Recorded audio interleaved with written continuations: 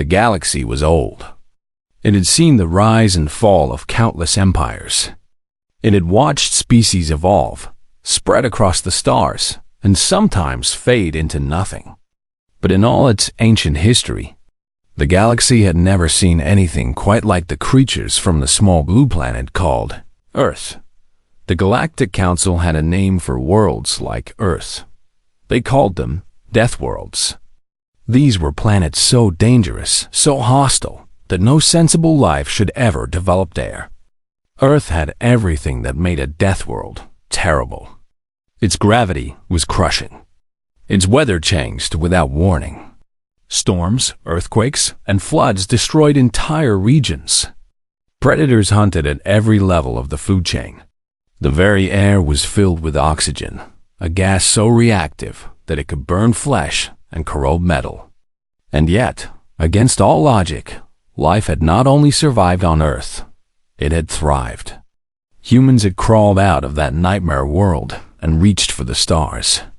They had joined the galactic community just 200 years ago, and in that short time, they had earned a reputation that made other species nervous. Humans were strong. Humans were fast. Humans could survive injuries that would kill any other species. They could eat foods that were poison to others. They could function without sleep for days. They healed from wounds that should have been fatal. And perhaps most terrifying of all, humans never seemed to know when to quit. The other species of the galaxy watched humans with careful eyes. They traded with them, talked with them, and even worked alongside them. But there was always fear underneath. Always the question of what these Deathworlders might do if they ever decided to turn violent. Captain Yuna had heard all the stories about what aliens thought of her kind. She found most of them amusing. Yes, Earth was dangerous. Yes, humans were tough. But they were also kind, curious, and eager to make friends among the stars. The fear that other species felt seemed silly to her. Humans just wanted to explore, to learn, to find their place in the universe. Yuna commanded the HSS Horizon, a deep space exploration vessel. Her ship was not large by galactic standards, but it was fast and well-equipped. Her crew of 47 humans had been assigned to chart unknown systems in the outer rim of explored space. It was quiet work, often boring, but Yuna loved it. Every new star they visited might hold wonders no one had ever seen. They had been traveling for 3 months when everything changed. Lieutenant Taiho was the communications officer on the horizon. He was young, barely 25 years old, with quick eyes and quicker fingers. His job was to monitor all signals in the area, looking for anything interesting. Most of the time, he found nothing but static and the distant echoes of old transmissions. But on that particular day, Taiho sat up straight in his chair. His screen showed something unexpected. A distress signal, broadcasting on an ancient emergency frequency that almost no one used anymore. "Captain," he said, his voice tight with urgency, "I'm picking up a distress beacon. It's coming from about 12 light hours away." Yuna turned from her command chair. "What species?" Taiho worked his console for a moment. "Valkyrie, ma'am. It's a colony ship called the Whispered Light. They're reporting a raider attack. Heavy casualties. Ship is disabled and drifting." The bridge went quiet. Everyone knew about the Valkyrie. They were one of the most peaceful species in the galaxy. Their bodies were tall and slender, covered in skin that glowed with soft bioluminescent light. They communicated through color as much as sound, their emotions visible in the shifting patterns on their flesh. The Valkyrie were known for their art, their music, their philosophy. They had never fought a war in their entire history. They had no military, no weapons, no defense forces. They were also extremely fragile. The Valkyrie homeworld was a paradise compared to most planets. Low gravity, stable weather, no predators. The Valkyrie had evolved in perfect safety, and their bodies showed it. They bruised easily. Their bones were thin. They could not handle stress or harsh conditions. The thought of raiders attacking a Velthary ship made Una feel sick. "Where are they drifting?" she asked. Taiho checked his readings again. His face went pale. "Toward Culver's Eye, Captain. The dying star." Culver's Eye was a red giant in its final stages of collapse. It pulsed with radiation and heat, its gravity while growing stronger as it prepared to become something even more dangerous. Anything that drifted too close would be torn apart and consumed. "How long until they're pulled in?" 14 hours, ma'am. Maybe 15 if they're lucky. Yuna's hands tightened on the arms of her chair. "What about rescue? Can we contact the Galactic Council? The Velthary government?" Taiho was already checking. "The nearest council rescue fleet is 32 hours away. The Velthary don't have any ships close enough. Captain, no one can reach them in time." "Except us," Una thought. She looked at her navigation officer, Ensign Murray. The young woman was already running calculations, her fingers flying across her console. "Murray, can we make it?" Murray did not look up from her work. "If we push the engines past all recommended limits, we can get there in 12 hours. But Captain, the radiation from that star will be intense. Our shielding can handle 90 minutes of exposure, maybe 2 hours if we're lucky. After that, the crew will start showing symptoms of radiation poisoning. 90 minutes to rescue 15,000 people from a crippled ship." It was madness. It was suicide. No sane species would ever attempt such a thing. Una opened a channel to the entire ship. A voice echoed through every corridor, every room, every workspace on the horizon. "All hands, this is your captain speaking. We have intercepted a distress call from a Velthary colony ship. 15,000 civilians are drifting toward a dying star. They have 14 hours to live. No rescue fleet can reach them in time.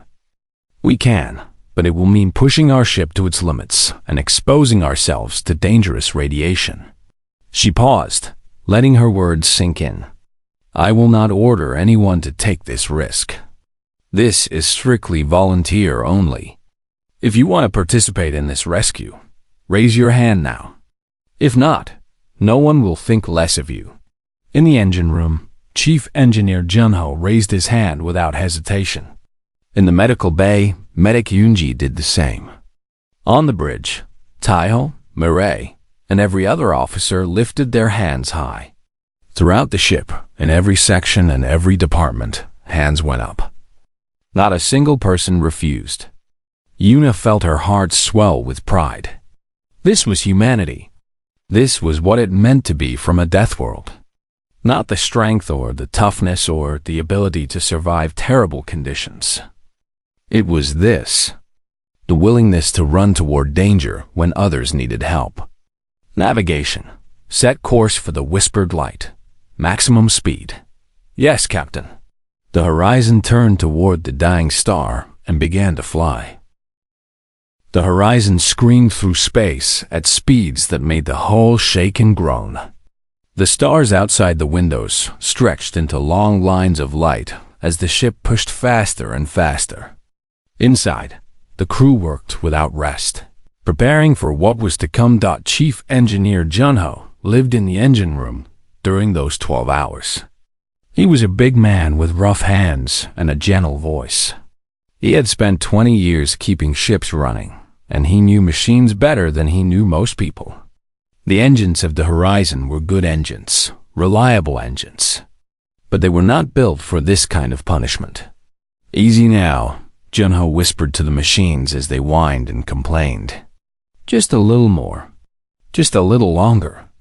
People are counting on us." He worked without stopping, adjusting power flows, cooling overheated components, and coaxing extra speed from systems that wanted to shut down. His assistants brought him food that he barely touched. They brought him water that he forgot to drink. All that mattered was keeping the ship moving. In the medical bay, Yunji prepared for mass casualties. She was a small woman with steady hands and calm eyes. Nothing seemed to shake her. She had seen terrible injuries in her career, and she had learned to focus on the work rather than the horror. Now she organized supplies, sterilized equipment, and studied everything she could find about Velthari biology. The Velthari were so different from humans. Their bodies were delicate, almost fragile. Their bones were hollow like bird bones. Their skin was thin and easily damaged. They could not handle high gravity or extreme temperatures. Treating them would require a gentle touch that went against every instinct Yunji had developed on Earth. Their blood chemistry is completely different, she told her assistant. Corporal Jiwoo, human medicine will not work on them. We'll have to improvise everything. Jiwoo nodded seriously. We'll figure it out. We always do. On the bridge, Captain Yuna watched the countdown timer with growing tension. 12 hours. Then 11. Then 10. Every minute felt like an eternity, and every minute brought the Velthari ship closer to destruction. She had managed to establish contact with the whispered light. The connection was weak and filled with static. But she could talk to their leader, an elder named Loomis. His voice came through the speakers, colored with fear and confusion. Human vessel, we do not understand. Why are you coming? We have nothing to offer. The raiders took everything of value. We have only our lives. That's exactly why we're coming, Yuna replied. Your lives have value. Hold on. We're almost there. But the radiation, the danger, your crew will be harmed. We know. We're coming anyway. There was silence on the other end. When Loomis spoke again, his voice was different, softer, full of something that might have been wonder. We have heard stories about humans. Deathworlders, they call you. Monsters from a world of nightmares. But you do not sound like monsters. Yuna smiled, though Loomis could not see it. We're not monsters, Elder. We're just people who don't like seeing others suffer. Now tell me about your wounded. How many? How severe? The information Loomis provided was grim. The raiders had attacked without warning, killing dozens and wounding hundreds. They had taken all the valuable cargo and destroyed the ship's engines and navigation systems. Then they had left, knowing that the Velthari would drift into the dying star and be erased from existence. No witnesses, no evidence thought the cruelty of it made Yuna's blood burn with anger. The Velthari had done nothing wrong. They were traveling to a new colony, carrying families and children, artists and teachers, dreamers looking for a better life. And someone had decided to murder them all for profit. We have approximately 300 children aboard, Loomis continued. They are gathered in the central nursery. The adults have tried to keep them calm, but they are frightened. They know something is wrong. We'll get them out first, Yuna promised. The children and the wounded will be our priority. You are truly coming? This is not a dream. It's not a dream, Elder. Look at your sensors. You should see us soon. The horizon dropped out of faster-than-light travel 2 hours ahead of schedule. Jonho had worked miracles with the engines, squeezing out speed that should have been impossible. But now, as the ship slowed to normal speeds, the crew got their first look at what they were facing. Kalvar's eye filled the view screen. The dying star was enormous, a swollen red mass that pulsed with light like a beating heart. Waves of radiation poured from its surface, washing over everything nearby. It was beautiful in a terrible way, like watching a forest fire or a volcanic eruption. Nature at its most destructive and magnificent dot between the horizon and the star hung the Tizura, whispered light. The Velthari ship was huge, easily 10 times the size of the human vessel.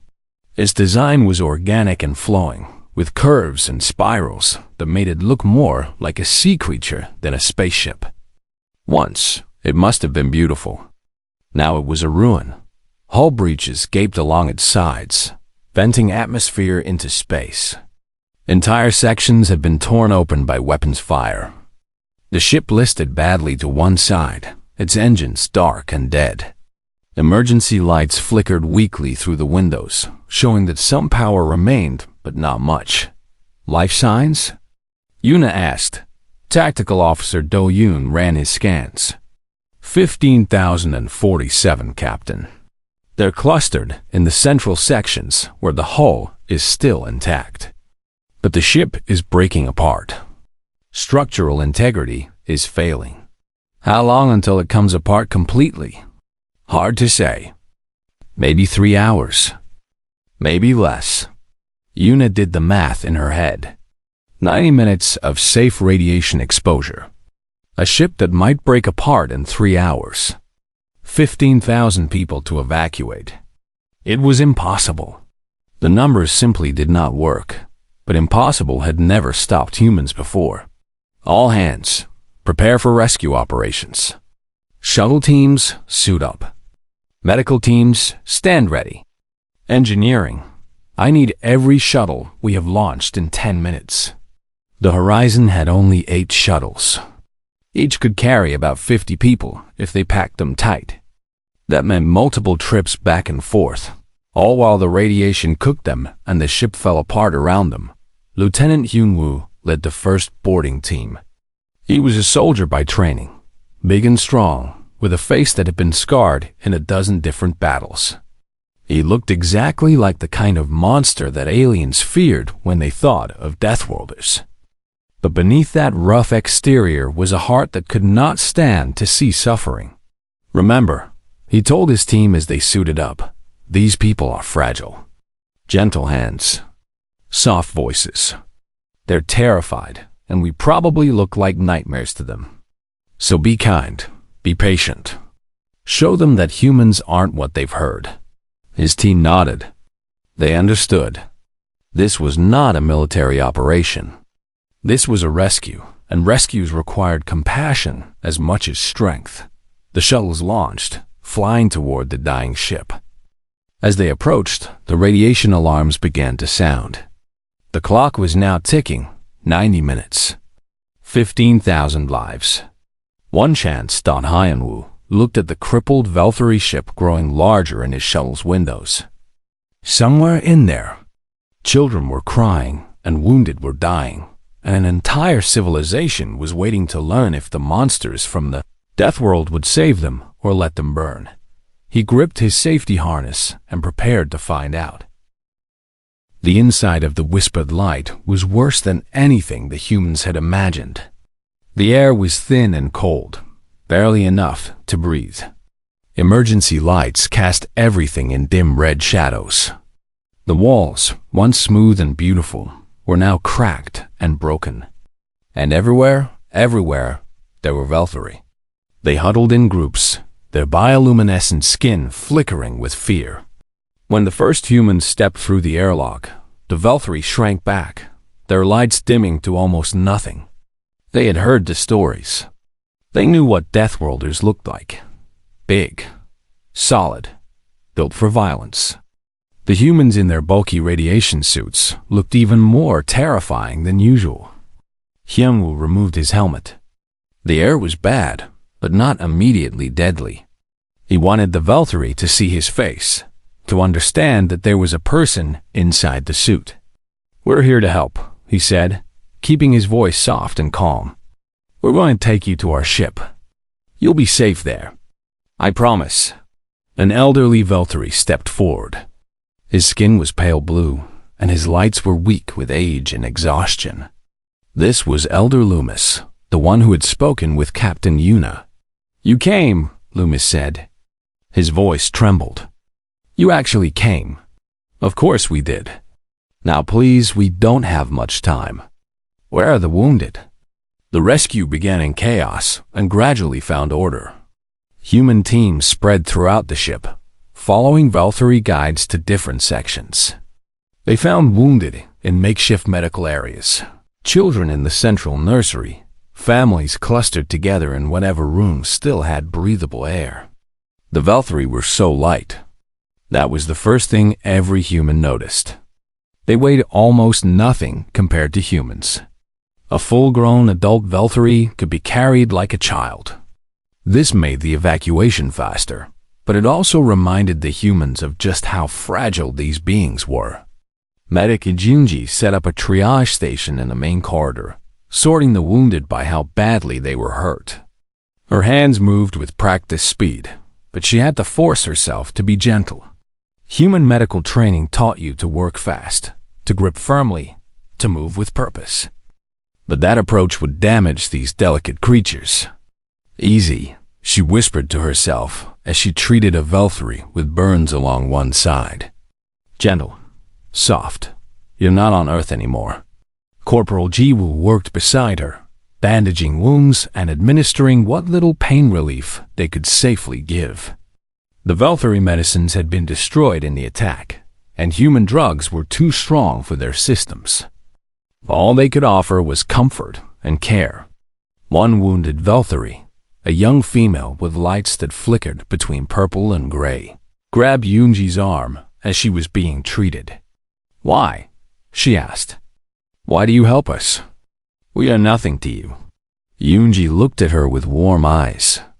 "You're not nothing. You're people. And where I come from, when people need help, you help them. It's that simple."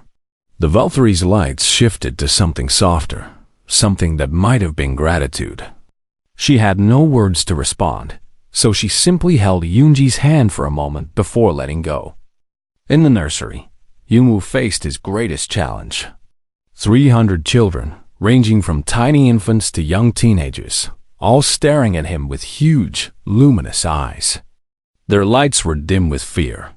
Some were crying, making soft sounds that hurt to hear. Others had gone completely dark, too terrified to even glow. The adult Veltari, who had been caring for them, were exhausted. They had spent hours keeping the children calm, telling them stories, singing songs, doing anything to distract them from the disaster happening around them. Now they looked at the humans with a mixture of hope and terror. "We're going to carry them to the shuttles," Himwoo told the adults. "It will be faster that way. Please, tell them not to be afraid of us. We look scary, but we won't hurt them. I swear on my life." The message was passed along in the musical language of the Veltari. The children watched as Himwoo knelt down, bringing himself to their level. He smiled, trying to make his scarred face look as friendly as possible. A tiny Veltari child, barely more than an infant, reached out with one small appendage and touched Hyeonwoo's cheek. The child's lights flickered with surprise. "Warm," the child said in broken common. "You are warm." Yeonwoo felt his heart break a little. "Yeah," he said softly. "The Deathworld thing. Our bodies run hot. Keeps us going even when things get cold." He carefully gathered the child in his arms. "See? Nothing to be afraid of. I'm just a big heater with legs." The child made a sound that might have been a laugh. Other children saw this and began to relax. One by one, human soldiers picked up Veltari children and began carrying them toward the shuttles. The soldiers sang songs from Earth, old lullabies and gentle melodies, anything to keep the children calm. A Veltari teenager named Suri attached herself to Hyeonwoo's team. She was older than the other children, old enough to understand what was happening. She helped translate, calmed frightened little ones, and guided the humans through the confusing corridors of the ship. "You are not what I expected," Suri told Hyunwoo as they walked. "The stories say Deathworlders are cruel, violent, but you live only to fight and destroy." Hyunwoo looked at her. "We can fight when we need to, but that's not what we live for. We live for this. Protecting people, helping people, being there when others need us. But why? What do you gain? Nothing. Everything. I don't know how to explain it. When I see someone in trouble, something inside me says I have to help. It's not a choice. It's just who we are." Suri's light shifted through colors he couldn't read. But she stayed close to him for the rest of the evacuation, watching everything with curious eyes. The clock was running out.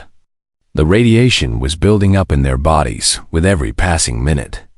John-Ho reported from the horizon that the star's gravity was increasing, pulling harder on both ships. Structural groans echoed through the whispered light as the hull began to fail. "Move faster," came the order over the communications. The humans moved faster. They carried wounded on their backs. They ran with children in their arms. They formed human chains to pass Volturi from hand to hand through narrow passages. Every second counted. Every life mattered. Yunji collapsed at one point, her body giving out from exhaustion and the early effects of radiation exposure. Jiwoo caught her, forced her to drink water, and then helped her stand again. "I'm fine," Yunji insisted. "You're not fine. None of us are fine. But we're not done yet, so get up and keep working." Yunji got up. She kept working. With 20 minutes of safe exposure time remaining, the last shuttles began to load. The ship was shaking now, great shudders running through its frame. Entire sections broke away and fell into the star's gravity well. The heat was increasing. The radiation alarms screamed constantly. Hyunwoo was on the last shuttle out. He had personally counted heads, making sure every single Valkyrie had been evacuated. 15,012 souls. Not one left behind. As the shuttle pulled away from the dying ship, he looked back through the window. The whispered light hung in space for one last moment, beautiful even in its destruction. Then it came apart, pieces spiraling down toward the hungry star. A minute later, and they would not have made it. Yunwoo closed his eyes and let out a breath he felt like he had been holding for hours. They had done it. They had actually done it. But as the shuttle raced back to the horizon, he knew the mission was not over yet. They had saved the Valkyrie, but now the humans would have to pay the price for their heroism. And he feared that price would be very, very high. The Horizon was never designed to hold 15,000 passengers. It was an exploration vessel built for a crew of 50. Now it carried more than 300 times that number, and every space on the ship was filled with Valkyrie bodies. They sat in the corridors. They lay in the cargo bays. They filled every room, every storage space, every corner that could hold a living being. The life support system strained to provide enough air and warmth for so many. The food supplies, meant to last the crew for months, would be gone in days. But they were alive. That was what mattered. 15,012 Valkyrie, every single one saved from the dying star. Captain Yuna stood on the bridge, watching her crew work. They moved slowly now, their bodies heavy with exhaustion and something worse. The radiation had taken its toll. Everyone who had participated in the rescue was showing symptoms. Dahyun sat at his tactical station, hands trembling as he worked the controls. His skin had a gray color that was not normal. Mireille had a nosebleed. That would not stop, a thin red line running from her nostril to her chin. Taiho kept rubbing his eyes, complaining that his vision was blurry. The doctors had given Yuna the report. 23 crew members were in critical condition. 15 more were serious but stable. The rest had moderate radiation sickness that would take weeks to heal, even with treatment. There would be long-term effects. Some might develop cancers years from now. Some might never fully recover. JUNHO was the worst. The chief engineer had refused to leave his post during the entire rescue. He had stayed in the engine room, keeping the ship stable, absorbing doses of radiation that should have killed him 3 times over. Now he lay in the medical bay, unconscious, his body fighting a battle it might not win. Yuna visited him after getting orders to set course for the nearest station. The medical bay was crowded with both humans and Valkyrie, all being treated side by side. Yunji moved among them like a ghost. her own radiation sickness ignored as she cared for others. "How is he?" Yuna asked, looking down at Junho's still form. Yoonji did not lie. "Bad. The radiation damaged his bone marrow. His body isn't making new blood cells properly. We're doing everything we can, but he needs specialized treatment that we don't have on this ship. Will he survive until we reach the station? I hope so. He's strong. Humans are hard to kill, remember?" Yoonji smiled weakly. "That's what everyone keeps telling me." Yuna touched Junho's hand. It was warm, as human hands always were. That warmth had amazed the Velthari children, had made them feel safe in the arms of monsters. Now it was fading slowly as the engineer's body failed. "Thank you," Yuna whispered to him, "for everything." She left the medical bay and nearly walked into Elder Loomis. The Velthari leader had been searching for her, his old body moving slowly through the crowded corridors. His lights were brighter now than they had been on the dying ship, pulsing with colors that humans did not have names for. "Captain," Loomis said, "I must speak with you." Yuna nodded and led him to a quiet corner, away from the crowds. "What is it, Elder?"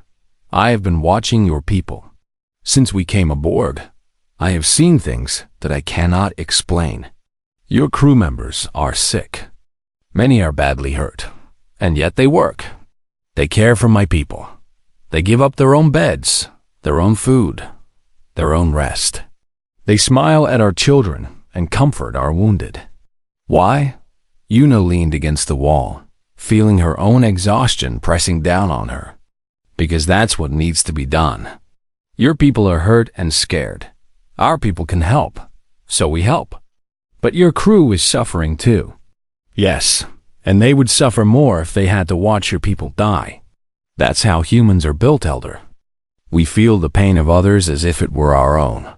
It's uncomfortable. Sometimes it's unbearable. But it drives us to do things that might seem impossible." Loomis was quiet for a long moment. His lights shifted through colors that Yuna had learned to recognize as deep thought. "I have lived for many cycles," he finally said. "I have met many species. The Galactic Council has always told us that humans are dangerous. That your death world made you into predators, killers, beings who should be watched carefully and never trusted. But I look at your people, and I do not see predators. I see something else. Something I do not have a word for. We're protectors," Yuna said quietly. "That's what Earth made us. Yes, our world is dangerous. Yes, we evolved to survive terrible things. But survival isn't just about being strong enough to fight. It's about being strong enough to help. To carry others when they can't walk. To stand between the weak and the things that would hurt them. Even when it costs you. Especially when it costs us. That's when it matters most." Loomis reached out and touched Yuna's hand. His skin was cool and smooth, his fingers delicate against her rough human palm. "My people will not forget this," he said. "For as long as Velthari exist, we will remember what humans did for us. You have earned our friendship, Captain, our loyalty, our love." Yuna felt tears prick at her eyes. She blinked them away. "We didn't do it for rewards, Elder. I know. That makes it worth even more." The horizon limped through space for 18 more hours before the Galactic Council rescue fleet finally intercepted them. When the Council ships arrived, their commanders expected to find the human vessel destroyed or abandoned. They did not expect to find it functional, crowded with Velthari refugees, and crewed by humans who refused to stop working despite their injuries. The fleet commander, a tall being from a species called the Torvani, came aboard to assess the situation. He walked through the corridors in silent shock, seeing humans and Velthari sharing food, sharing space, sharing warmth. He saw human soldiers playing gentle games with Velthari children. He saw human medics treating Velthari wounded with the same care they would give their own families. "I do not understand," the commander said to Yuna when they finally met on the bridge. "This rescue was impossible. Our calculations showed that no ship could reach the whispered light in time. The radiation exposure alone should have killed your entire crew." Yuna smiled tiredly. "Humans are stubborn. We don't like being told something is impossible. You risked everything for strangers, for a species that has nothing to offer you, for people who were afraid of you. They're not afraid of us anymore. And that's worth more than anything they could have offered." The commander stared at her for a long moment. His species was known for being cold and logical, not given to emotion. But something flickered in his eyes that looked almost like respect. "The council will want a full report," he said. "What you have done here will not go unnoticed. I don't care about the council's attention. I care about getting my crew proper medical treatment and getting these refugees to safety. Can you help with that?" "Yes, we have medical ships in the fleet. We will take your wounded and the Valkyrie to the station." "You have done enough, Captain. Let us carry the burden now." Yuna wanted to argue. She wanted to stay with her people, with the refugees, with everyone she had promised to protect. But her body was failing. The radiation was catching up with her. She had been ignoring the symptoms for hours, but she could not ignore them much longer. "Okay," she said finally, "but promise me something. Promise me that every single Valkyrie will be cared for, that they'll have homes, food, everything they need. They've lost so much. I promise." "On behalf of the Galactic Council, I promise." Yuna nodded. Then her legs gave out, and the world went dark. News traveled fast in the galaxy. Within hours of the rescue, the story had spread to every corner of known space. Every species with access to the communication networks heard about what had happened at Culver's Eye. A Valkyrie colony ship attacked. 15,000 lives about to be lost. And then, against all reason, a human ship arrived to save them. At first, many did not believe it. The stories about humans were well established. They were Deathworlders, dangerous and unpredictable. Why would they risk their lives for a species they barely knew? There had to be an angle, a hidden purpose, something they wanted in return. But then the recordings came out. The Valkyrie survivors had documented everything. Their communication devices had captured video, audio, and images throughout the rescue. Now the galaxy could see what had really happened. They watched Lieutenant Hyunbu carry children in his massive arms, singing old Earth lullabies in a language the Valthari did not understand, but found soothing anyway. They watched Medic Yunji work for 18 hours straight, her hands gentle despite her exhaustion, treating wounds with a care that bordered on love. They watched human soldiers form chains to pass Valkyrie through dangerous passages, their radiation alarms screaming, their bodies failing, but their resolve never breaking. They watched Chief Engineer Junho collapse at his post, refusing evacuation until the very last second, saying words that were translated across 1,000 worlds. "The ship needs me. The people need the ship. I can rest when everyone is safe." And they watched Captain Yuna stand on the bridge of a dying vessel and make a promise that she kept with her blood. "We don't leave anyone behind." The reaction was unlike anything the galaxy had ever seen. On the Valkyrie homeworld, millions gathered to watch the recordings. They wept openly, their bioluminescent skin cycling through colors of grief and gratitude and wonder. For the first time in their history, they understood that the universe contained more than beauty and danger. It contained heroes. On the harsh trading worlds of the Outer Rim, species who prided themselves on toughness and self-reliance watched in silence. They had always looked down on the Valkyrie as weak, soft, incapable of surviving without help. Now they saw that weakness through new eyes. The Valkyrie were not weak. They were gentle. And gentleness was not a flaw. It was a gift that deserved protection. On the core worlds, where the Galactic Council held power, politicians and diplomats studied the recordings with careful attention. For 200 years, They had treated humans with suspicion. They had limited their expansion, monitored their activities, and prepared contingency plans in case the Deathworlders ever became aggressive. Now they realized they might have been preparing for the wrong threat entirely. The Galactic Council Assembly met 1 month after the rescue.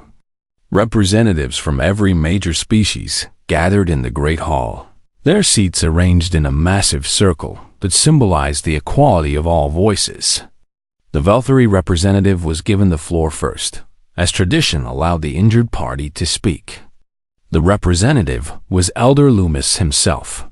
His lights had recovered their full brightness, and he moved with new energy as he stepped to the central platform. Fellow beings of the galaxy, he began, I come before you today to speak about humans, about Deathworlders, about monsters. The assembly stirred. Those words were loaded, carrying centuries of fear and prejudice. For generations, we have told ourselves stories about the creatures from Earth. We have called them dangerous. We have called them violent. We have looked at their world of fire and ice, of predators and poison, and we have decided that anything which survives such a place must be terrible. Loomis paused, his lights pulsing slowly. We were wrong. He gestured, and the great screens of the assembly hall came alive with images from the rescue. The representatives watched as humans worked and suffered and sacrificed. They saw the truth with their own eyes. The same world that made humans strong also made them kind, Loomis continued. The same struggles that taught them to survive also taught them to protect. They did not fight because they enjoy destruction. They fight because they cannot stand to see the innocent suffer. They do not kill because they hate life. They kill to defend it. He turned slowly, meeting the eyes of representatives from 100 different species. When my people called for help, the galaxy ignored us. We were too far away. The rescue was too dangerous. The numbers did not add up. But the humans came anyway. They asked nothing from us. They expected nothing in return. They simply saw people in need and decided that those people were worth saving. His voice grew stronger, ringing through the hall. This is not the behavior of monsters. This is not the behavior of beasts. This is the behavior of heroes. And it is time we recognized it. The assembly was silent for a long moment. Then, slowly, applause began. It spread through the hall like a wave, growing louder and louder until it became a roar of approval. 3 months after the rescue, Captain Una stood before the United Earth Council on her homeworld. She had recovered from her radiation sickness, though scars remained. Her crew stood beside her, those who had survived. Junho was there too, thin and weak but alive. The doctor said he would never fully recover, but he insisted on attending the ceremony anyway. They were receiving medals, awards, and honors from governments across the galaxy. The Valkyrie had declared humanity friends of the light, their highest recognition. Other species had sent their own tributes. Even the Galactic Council had issued an official commendation, acknowledging the humans' bravery. A reporter asked Una the question everyone wanted answered. Why did you do it? Why risk everything for strangers? Una thought about the question for a long time. She thought about Loomis and the frightened children, and the wounded who had clung to human medics like they were the only hope in the universe. She thought about her crew, who had volunteered without hesitation, who had given their health and nearly their lives for people they had never met. Because that's what humans do, she finally said. The galaxy is big and dark and full of dangers. But it doesn't have to be cold. It doesn't have to be lonely. When someone calls for help, you answer. When someone needs protection, you provide it. When someone is falling, you catch them. She looked at her crew, at the faces of the people she loved. That's not heroism. That's just being human. 1 year later, the HSS Horizon was officially retired. Its hull had been too damaged by radiation to repair safely. But instead of being scrapped, it was converted into a memorial. The ship was placed in orbit around the Vulturi homeworld, a permanent reminder of the day the Deathworlders came not to destroy, but to save. Vulturi children grew up looking at that ship in their night sky. Their parents told them the story of the rescue, of the brave humans who ran into fire because strangers needed help. The story became legend, and the legend became truth, and the truth changed everything. Across the galaxy, species that had feared humanity began to see them differently. Yes, humans were strong. Yes, humans were dangerous when they needed to be. But they were also kind. They were also brave. They were also willing to sacrifice everything for people they had never met. Perhaps the universe needed creatures like that. Perhaps the darkness of space required beings who would carry light into it, not for reward or recognition, but simply because the light needed to exist. Perhaps the galaxy needed Deathworlders, after all. Not to destroy, to protect. And so the humans continued their journey among the stars. They explored new worlds and met new species. They traded and talked and made friends where they could. And whenever a distress call went out, whenever someone somewhere needed help that no one else could provide, the humans answered. Because that's what humans do. That's who they are. And the galaxy, finally, began to understand.